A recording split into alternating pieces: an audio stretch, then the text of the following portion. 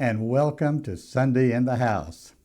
I'm your host, Dr. Dwight A. Moody, coming to you from a new place, the Mount Moriah Baptist Church in Spartanburg, South Carolina. I've never been to Spartanburg, and I certainly have never been to this church, but the pastor of the church, Dr. Larry Terrell Crudup, longtime friend of mine, alumnus of the Academy of Preachers, and our guest preacher today, I hope to attend as soon as we're over here, Dr. Winterbourne Jones of Indianapolis, also of the Academy of Preachers. I'm so glad that you've joined us today for this 30 minutes of commentary, Bible study, a little help, a little hope. Meetinghouse.net, where I post everything, far more than I'm able to do here on the program. You can subscribe to the weekly newsletter, and I would urge you to do that. Some of the things that we talk about here show up in the newsletter. For instance, a book review. I generally do a book review every week, and this week, the book review was a book about Alexandria. I had never read a book about a whole city except George Adam Smith's book on Jerusalem, back when I was living in Jerusalem. A fascinating book about the history of this great city in Egypt on the Mediterranean coast. But even while I was finishing up that book, two other books came in the mail. First of all, Catherine Stewart, her new book, which is what I'm reading right now. I'm going to have a review of it in the newsletter this coming week. Money, Lies, and God.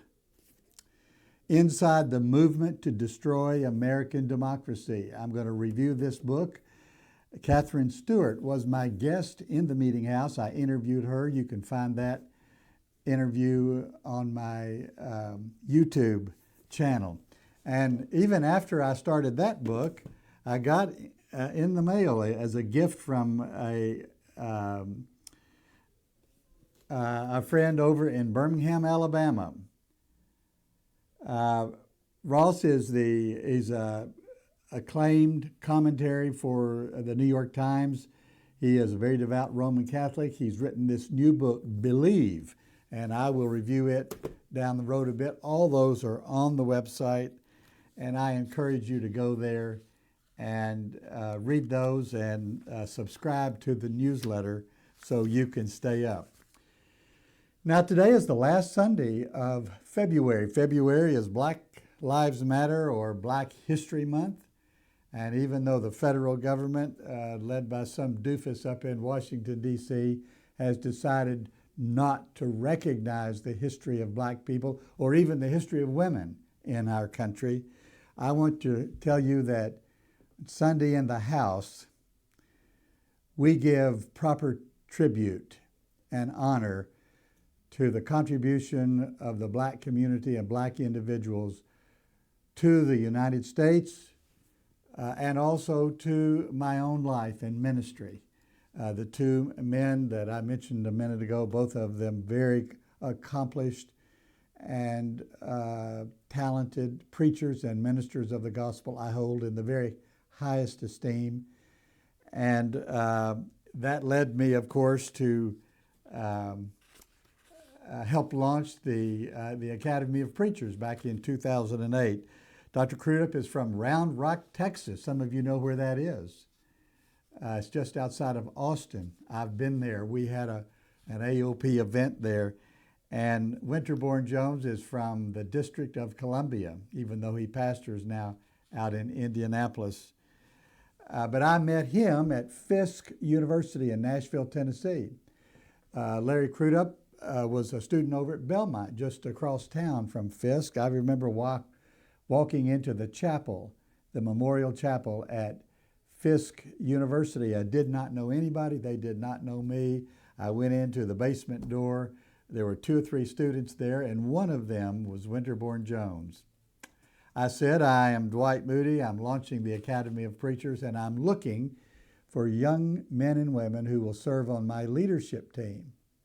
He immediately gave me the name of Brandon Perkins, another student there, and then he said, how about me? can I serve on the leadership team? And I said, indeed you can. I signed him up right there. And it's been a wonderful, 17 years can it be? Since I first met him, maybe 16 years.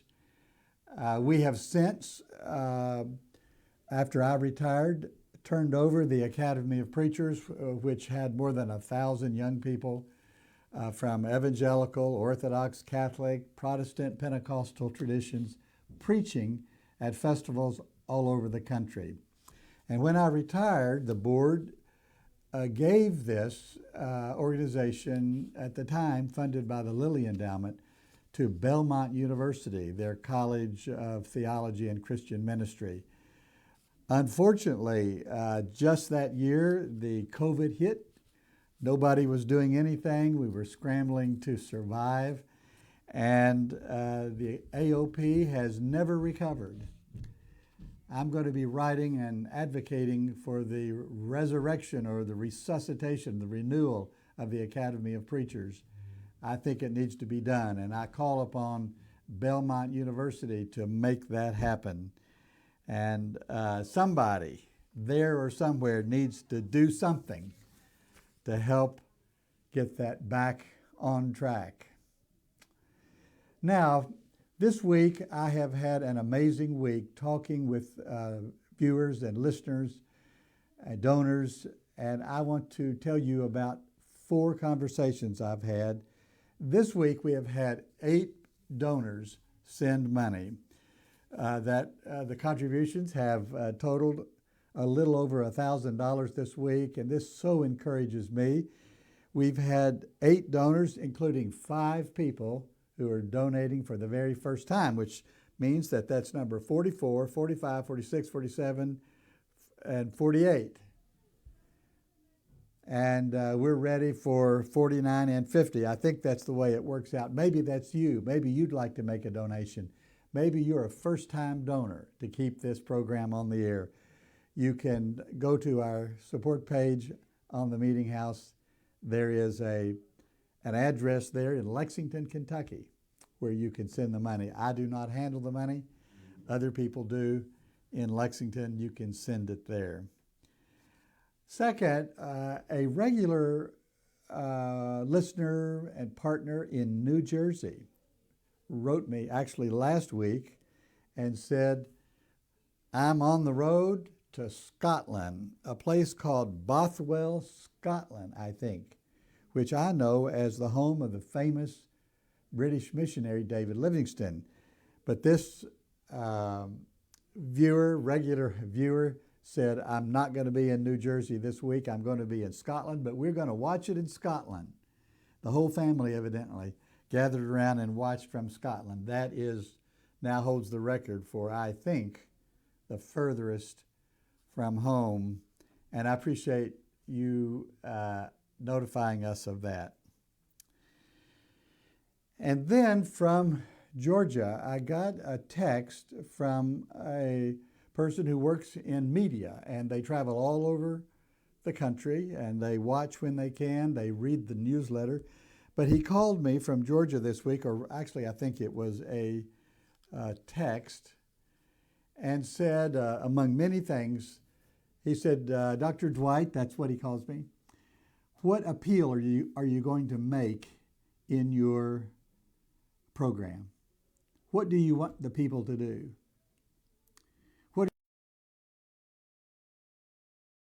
I appreciate him saying this, and it reminded me of the book that I wrote called 9 Marks of a Good Sermon. 9 Marks of a Good Sermon. Some of them include, take a text and have a single theme and tell a story and use a metaphor. But one of them is make an appeal. That every sermon and every program like this needs to make an appeal for people to believe something or do something or quit doing something or to aspire to be a certain kind of person. A preacher needs to make an appeal. I'm going to talk a little bit more about that, but here's what I want to say to you. Here is my appeal, rather than aside from becoming a regular participant and perhaps a regular donor, I want to say this. America is troubled. Our nation is in the midst of trauma, and the future is very uncertain. There are things going on that have never happened before. They endanger our country. They endanger our democracy. They endanger our religion. They distort our religion. But here is my appeal. We cannot depend upon judges, senators, surely not, and no generals are going to save us. It's the people. We're going to have to mobilize in these 5 ways. We have to march, we have to boycott, and as a matter of fact, this coming Friday, I believe it's the 28th of February, a national boycott of all stores. Don't buy anything on Friday the 28th. Boycott, strike. We may have national strikes. Vote. The first votes are coming up in special elections within the next 2 or 3 months, but the next general election is in the fall of 26. We're all going to get ready. And the 5th thing is to pray. Pray for me, pray for your leaders, pray for yourself, that God may show you something that needs to be done in order to serve the United States of America at this time of crisis, and in order to be faithful to the Lord Jesus Christ. And then finally, I heard from a donor in Indianapolis. Now, I try to call many of the donors who send in their money, or text or message them. And this is a person that I've known for a long time, but has in the intervening years become, as I say, de-churched. She and those with her have been watching our program. She sent in a nice check this week, and I called her, and we talked about the Bible study last week, and this is what she said. If you'll remember, all of you, that our red letter lesson last week was on the rich man and Lazarus. The rich man had a great deal. He kept it to himself. Lazarus was poor. The Bible says he begged for crumbs off of the table of the rich man. But then they both died. The poor man, Lazarus, went to paradise, the bosom of Abraham, the old text says. The rich man went to the place of the dead. Hades is the Greek word. And it is described as a place of fire and torment. Now, they had a conversation, but I said the meaning of that text is this. The meaning of the text is to be generous and kind and compassionate in this life before you die. Share what you have. Give what you have. Be attentive to those around you in need. God has blessed you many times with more than you need. And you can save it for your family, and I hope you do. But you can also open your eyes to the people around you who need your generosity. That is the meaning of the story. But this listener said this to me. She said, I sat there and listened to your talk and thought about my Bible study group that I go to occasionally.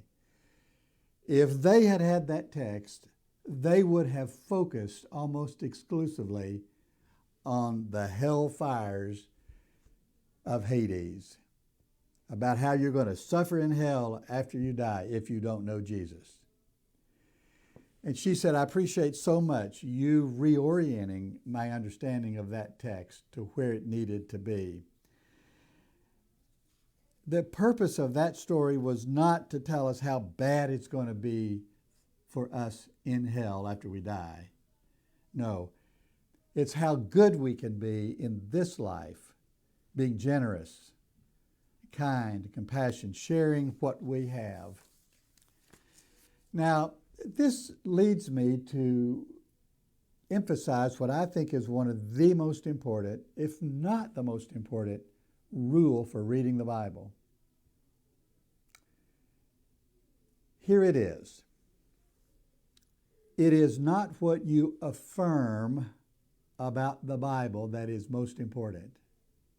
It is what you emphasize in the Bible. You can affirm everything you want to, a whole string of words like authoritative and inspired and infallible, even inerrant. I wrote a whole PhD dissertation on that issue, 1982, a long time ago. You can have all kinds of descriptive words you want about it. But it does not matter as much what you say about the Bible as it does what you emphasize in the Bible.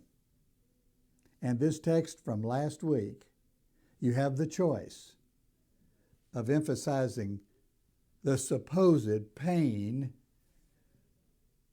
in hell after death. You can emphasize that. And some preachers do. Some people do. And they try to intimidate people and stir up fear. Or in that text, you can emphasize the generosity of Jesus, the call for you and me to be generous people. That's a clear example of what it means to emphasize one or the other. You can't emphasize everything equally in the Bible. Jesus did not do that.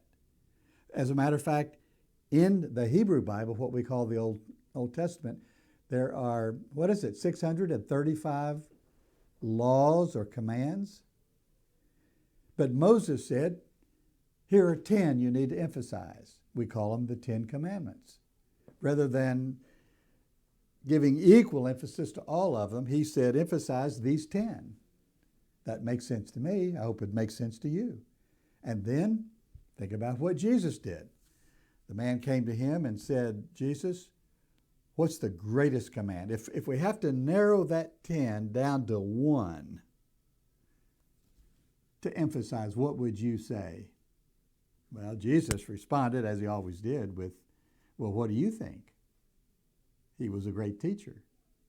And the man said, well, I would say it's to love the Lord your God with all your heart, mind, soul, and spirit, or strength. Jesus said, you're right. And the second one is very much like it. Love your neighbor as yourself. Jesus was telling us in the whole Bible, from cover to cover, 66 books as we have it now, 39 in the Hebrew Bible, 27 in the Christian Bible. The things that we need to emphasize in that Bible are to love God and to love our neighbor. Now I want to have a brief Bible study today, what I call a red letter lesson. Because aside from those two commands, both of them in the Hebrew Bible, to love God and love your neighbor, here is something that we always need to emphasize, and that is what we call the prayer of Jesus, or the Our Father, or the Lord's Prayer.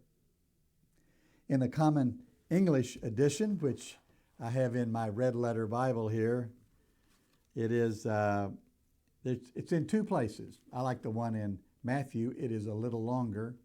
We all could recite it because, tell me if this is not true, these 66 words are the most memorized, most recited collection of words in the Bible. The most memorized and the most spoken words in the whole Christian history. I'll go even further than that. They are the most memorized, most recited words in the history of human culture. Now you say, now, how do you know that? Well, I can't prove it. What do you think might give it some competition? Now, if you're a Catholic, you might say, well, Hail Mary, full of grace, the Lord is with you. Blessed art thou, and blessed is the fruit of thy womb. It is a simple prayer of adoration. It's repeated in the rosary, many times in the rosary. So all over the world, 1 billion Catholics, when they pray, when they go to worship, when they say the rosary, repeated. So this is an very much memorized and repeated phrase of language. Now, if you're a Muslim, you might say, no, it is the Muslim confession. There is no God but Allah, and Muhammad is the prophet of Allah. This is the confession. They repeat it, I think it's 5 times a day. And there are more than 1 billion Muslims. Now, not all the Muslims are practicing, not all the Catholics, not all the Baptists, not all the Christians are practicing. But these are simple religious phrases and sentences that are memorized and repeated and preached on around the world. But neither one of those, I think, comes as close as the Lord's Prayer. And here is the message that I want to say today. You want to be a Christian? Pray this prayer.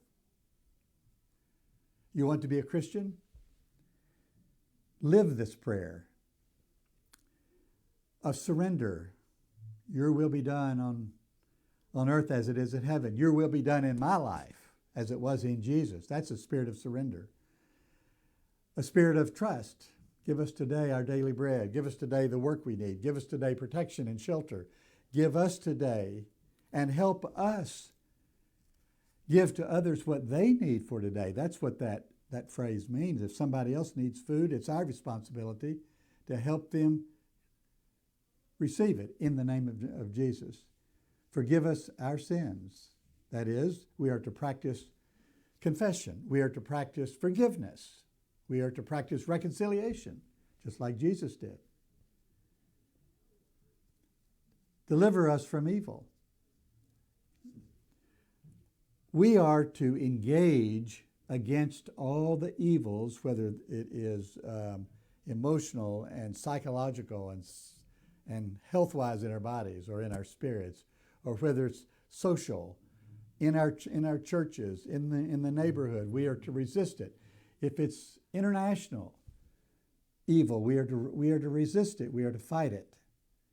And we are to pray for strength to do this. And this, of course, is what all of us are awakening to this year, that we're going to have to ask God for strength.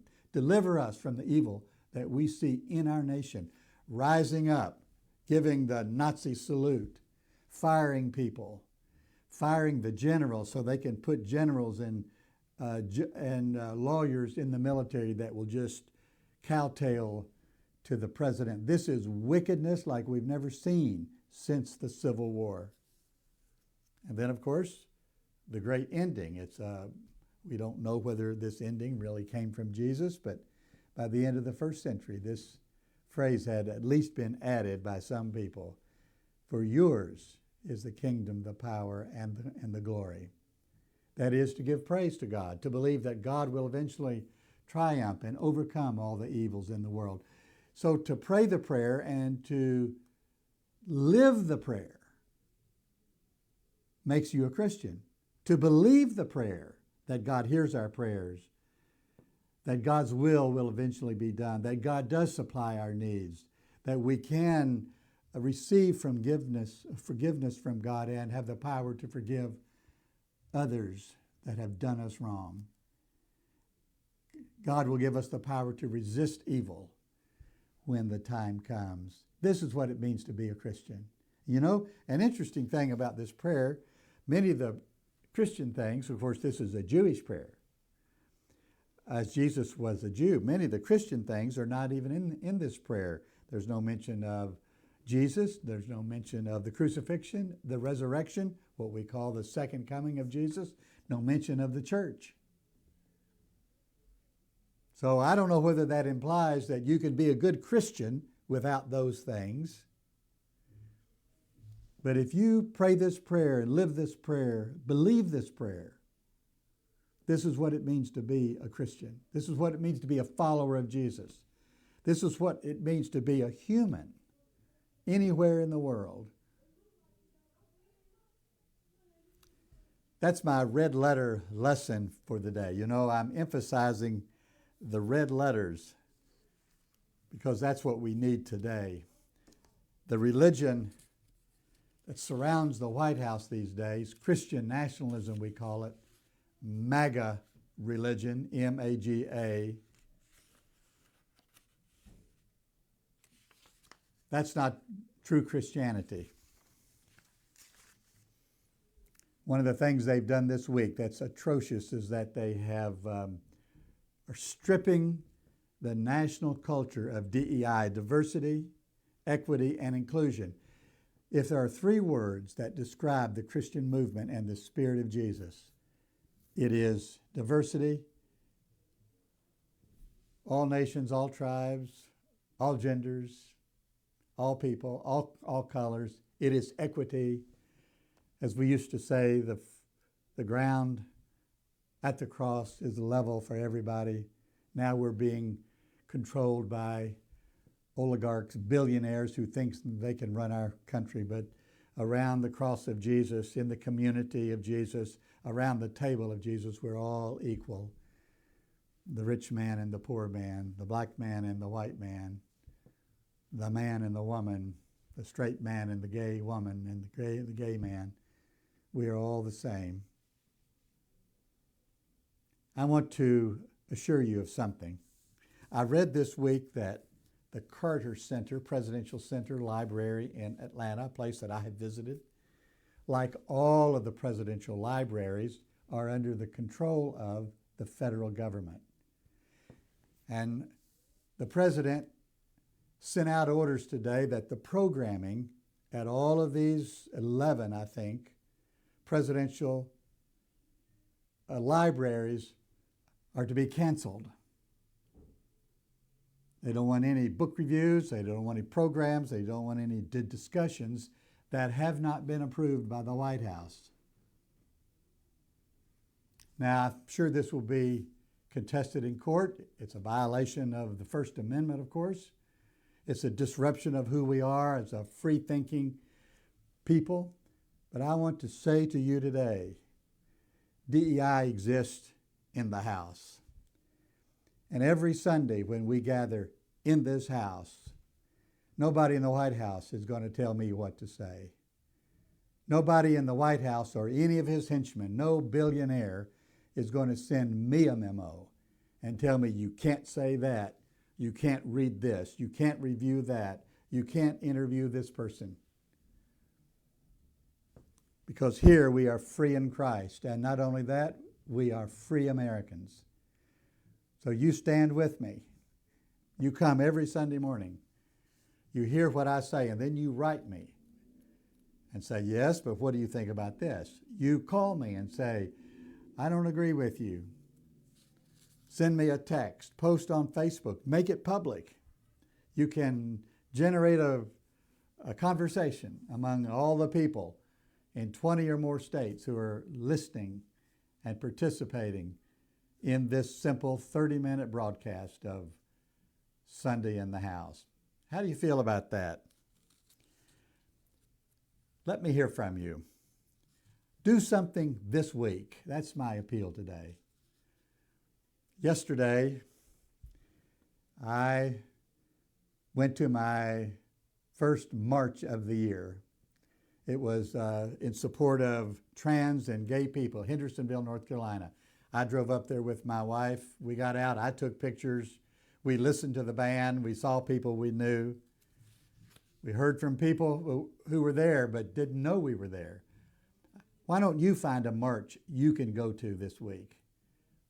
Why don't you find a cause that you can support? Why don't you find a check you can write and send to us? Why don't you call your senator, your representative, your governor? God bless the governor of Maine. We need more like her. Maybe we need more like Sunday in the House. God bless you. Thank you for joining me today. Thank you for giving me 30 minutes of your time, whether you're listening live on Sunday morning or, at midnight on Thursday. God bless you. Let's stand tall. Let's speak the truth. Let's be brave. Let's be hopeful. Let's be courageous. And I'm going to continue to be Dwight A. Moody. I'll see you next Sunday right here in the house. God bless you.